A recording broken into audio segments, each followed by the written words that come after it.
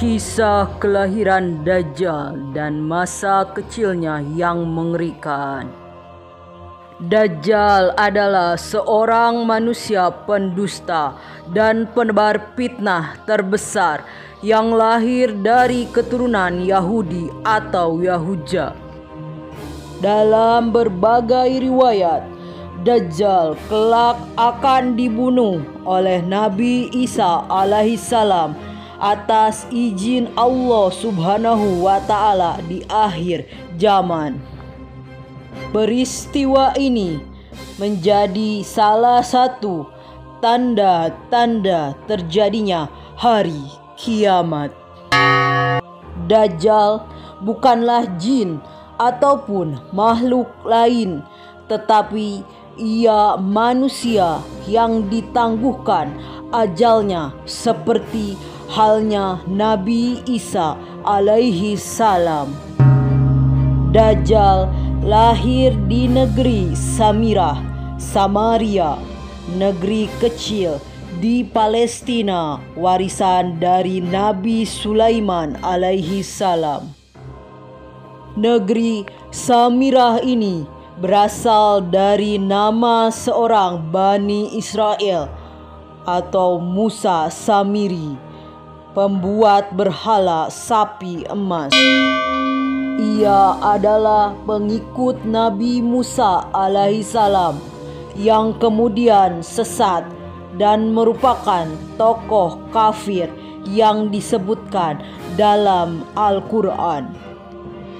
Dajjal lahir dari seorang ayah dan ibu keturunan Yahuja atau Yahudi yang 31 tahun tidak dikaruniai anak.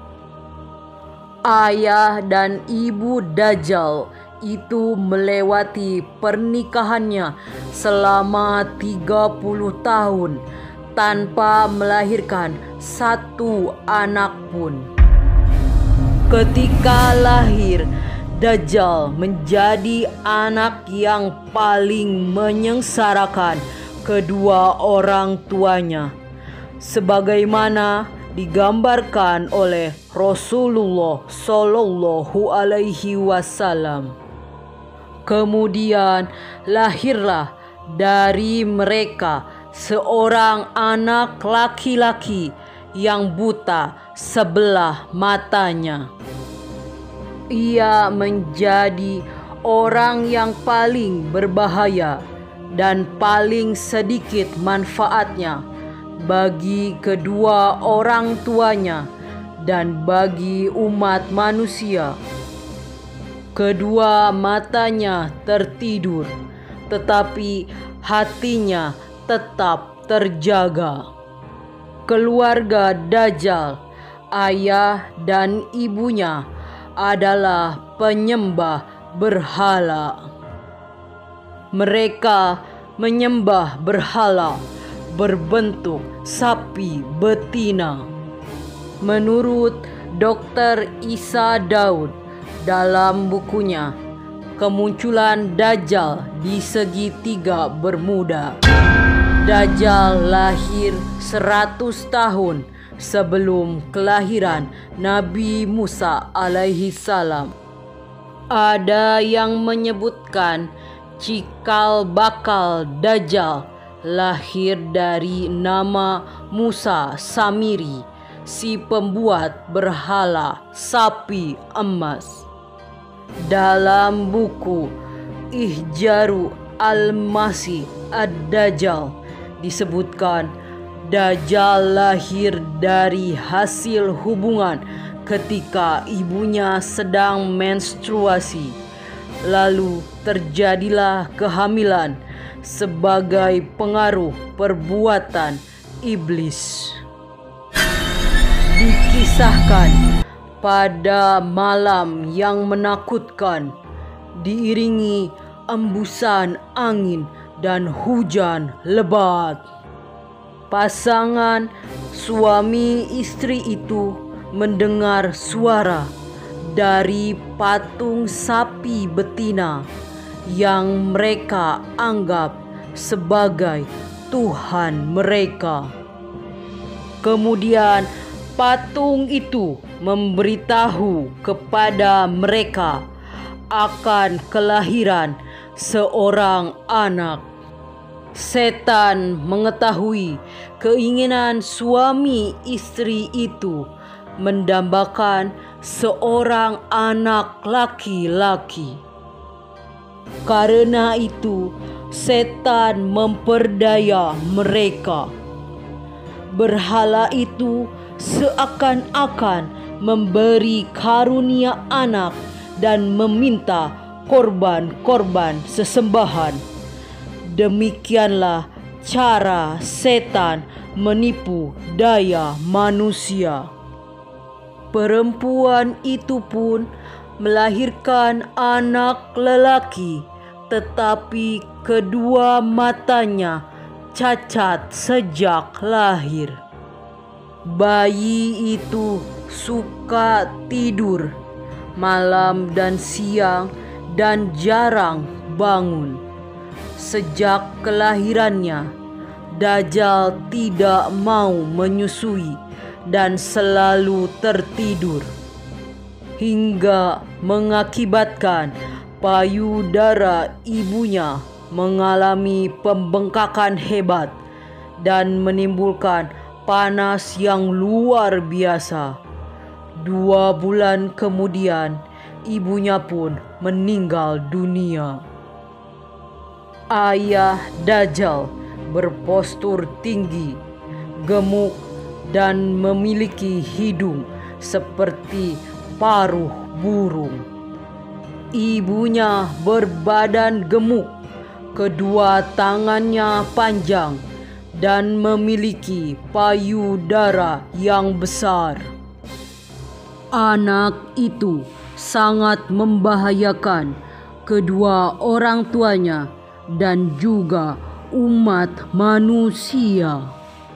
Bukan hanya ibunya saja yang merasakan kesengsaraan, sang ayah pun demikian.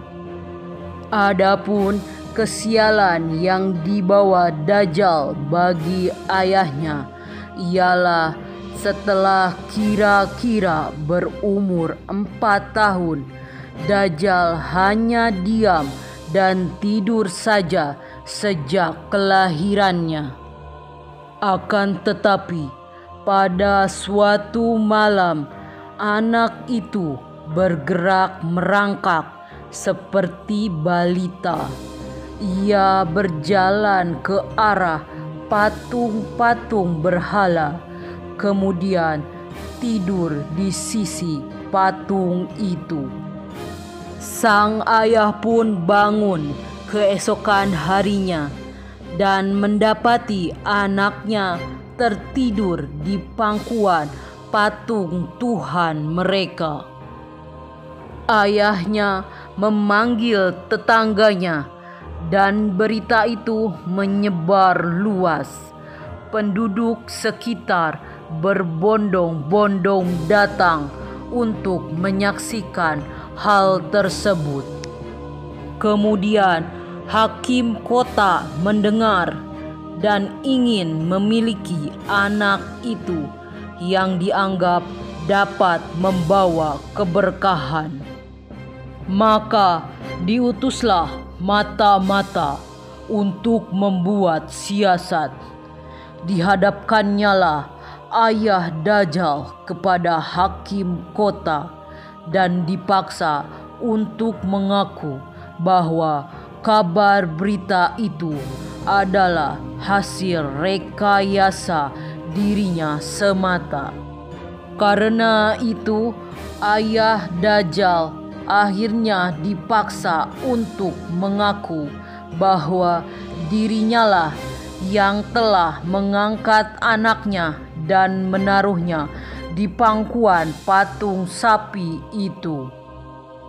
Ayah Dajjal menyangkal tuduhan itu, lalu ia dipenjara dan disiksa, sementara Dajjal diambil oleh hakim dan dirawat di dalam istana. dalam menghadapi siksa di penjara. Ayah Dajjal tidak kuat sehingga ia terpaksa mengakui kebohongan itu. Setelah ia mengaku, ayah Dajjal pun diusir. Maka tinggallah ia sebatang kara karena ulah anaknya itu. Dalam keterasingannya itu, ayah Dajjal meninggal dunia dalam penderitaan. Setelah berada di dalam istana selama kira-kira 1 tahun 1 bulan, negeri Samiri dilanda bencana dahsyat. Allah Ta'ala memusnahkan negeri itu karena perbuatan penduduknya menyembah berhala dan maksiat yang melampaui batas.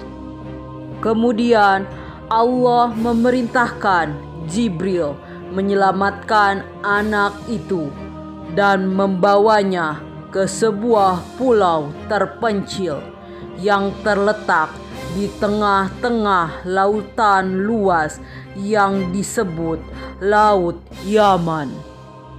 Pulau yang didiami Dajjal ini dikenal dengan nama Jazirah At-Suban Ar-Rahib wa Ad-Dabah Al-Halba, yakni sebuah pulau yang terdapat ular mengerikan dan hewan berbulu tebal. Hewan melata yang berbulu lebat inilah yang menjaganya selama Dajjal mendiami pulau itu. Hewan ini disebut sebagai Al-Jassasah yang bisa berbicara layaknya manusia. Pulau itu berukuran kecil, bagaikan tumpukan bebatuan. Pulau itu terpisah dari gugusan pulau-pulau yang banyak jumlahnya.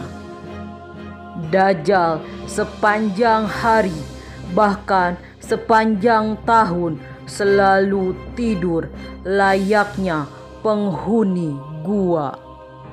Dalam perjalanannya, Dajjal selalu datang pada setiap masa kenabian untuk menyesatkan umat manusia. Pertama kali ia pernah menyesatkan Bani Israel dari penyembahan kepada Allah menjadi menyembah kepada patung sapi dari emas. Sungguh mengagumkan.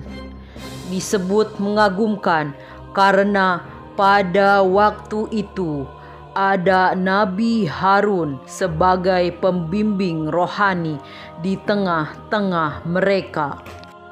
Dan yang jelas pada saat itu Nabi Musa masih hidup, hanya saja sedang bermeditasi di Bukit Tursina.